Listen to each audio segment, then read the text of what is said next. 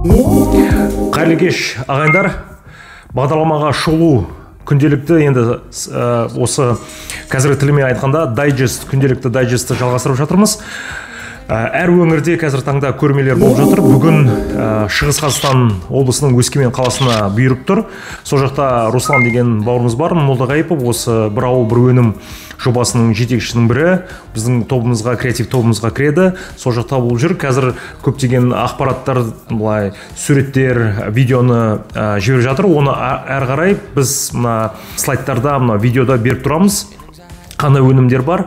Осы жұмыс тобы да бүгін өзінің отырысы болады. Сол жақта сол 20-дан астам қатысып жатқан біздің бір ауыл бір өнімге жобасына іскер азаматтарымыз, өндірушілер. Сол жақтан құдай қаласа кемінде бір 10 шақтысын таңдайды.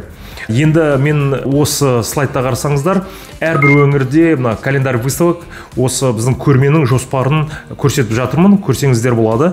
Маусым айында біріншісі Жамбыл облысы Тараз қаласына бастаса, кейін әрі қарай басқа облыстарда болып жатыр. Атырау болды, сонымен бірге мына Шымкент қаламызда, сонымен бірге мынау маусым, шілде айларында осы көрмелеріміз бітеді.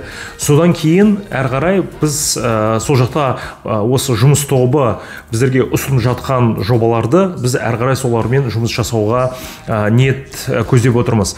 Бірақ тағы келесі күнде мен сіздерге осы біздің Жамбыл облысымызда Тараз қаласында бренд комитет өтті. Ең алғашқы, ең біріншісі осы біздің Жамбыл облысында бренд комитет құрылған. Әрі қарай жұмыс тобынан кейін бренд комитетке осы 10 шақты ниеті бар, потенциал бар біздің микробизнес.